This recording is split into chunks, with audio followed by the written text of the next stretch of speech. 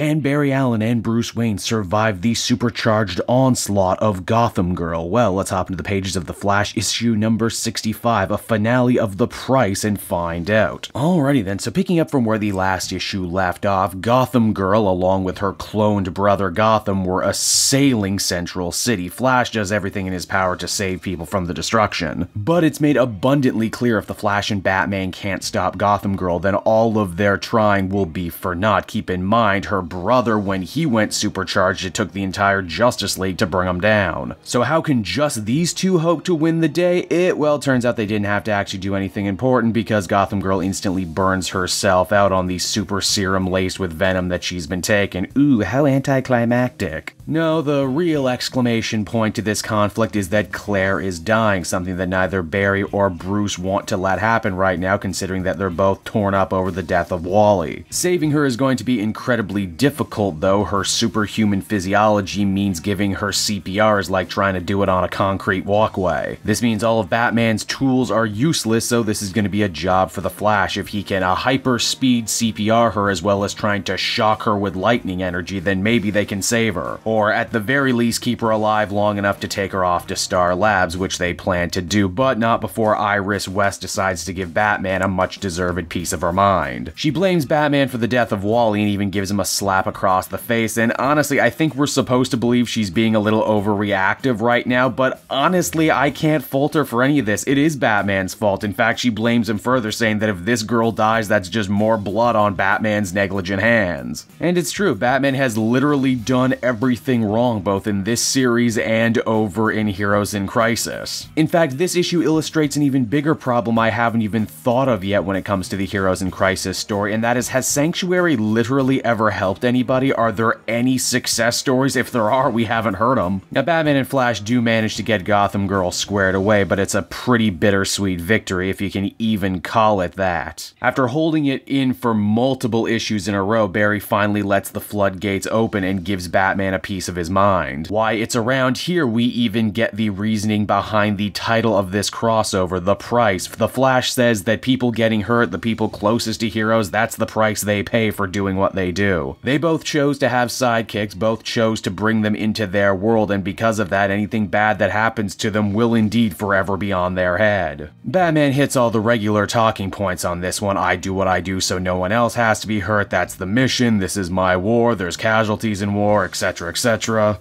Barry rightfully rebuffs him by saying, but the people we love do continue to get hurt. When's the next time a sidekick's gonna get shot in the head or Iris is gonna get kidnapped? Now, with his back against the wall and nothing else to say, Batman chooses to do the most unbro-ish thing ever and goes for the ultimate low blow on Flash, saying, at least I didn't forget about one of my parents. Oh, you did not. As you might have guessed, this causes Flash to fly into a berserk rage, and he says that he could easily have punched Batman's head off 100 different times in 100 different ways before his fancy cave security could have saved him. But he decides to leave, though, in the knowledge that he and Batman are officially done professionally and as friends. So yeah, all in all, a pretty downer ending, but wait, there's more gut punches yet to come. You see, when Barry comes home to see what Iris has been up to, he reads the obituary that she had meant for Wally. Only what starts as a goodbye to Wally West eventually morphs into an obituary for Barry himself and the signaling of the end of their relationship. Iris needs to get away for a while, and while she wishes Barry would come with her, she knows very well that he couldn't do that, because eternal vigilance to the life, to the costume, to being a superhero, well, that's just the price you pay, isn't it? Now, as the comic winds down, this story eventually hooks back up with what was going on in Heroes in Crisis. Batman feels he may finally have cracked the code on who the killer in Sanctuary is, and he feels that, dun dun dun, it might be a superhero. Only if you've been reading the book, you would know he didn't come to that conclusion at all. In fact, he was busy pawning off the investigation on other people. Why, even Superman gets involved and asks if they can even trust Barry Allen the Flash anymore. And I mean, well, yeah, they do trust him in the main series. They actually let him process a bunch of evidence before Booster Gold steals it, so what's the point? And it's on that note that the comic comes to a close, everybody. So that was The Price, and despite a couple bright moments here and there, ultimately at the end of the day I was really disappointed by this one. I felt there was a lot of potential they didn't seize on. Gotham Girl ultimately proved to be a pretty weak protagonist, and in fact they write her off in the worst way possible with a case of amnesia to explain why she doesn't have to actually pay for anything she's done. The actual fallout between the Flash and Batman I felt was fairly well handled. The only problem is that once again in a Tom King Batman-centric story, Batman ends up looking like the worst person in the world. Like seriously, he goes for the cheapest, lowest blow on a friend and ally, someone who's mourning the death of someone who was basically their surrogate son. He also fails to learn from anything that happened with Gotham Girl, and furthermore, he fails to mention everything that happened between him, her, and the Psycho Pirate mask. Perhaps this series' biggest problem, though, is despite being touted as a very important tie-in to Heroes in Crisis, none of it really mattered. We don't even find out if Gotham Girl was a patient of Sanctuary or not. And ultimately, I'd give this one a 6.5 out of 10.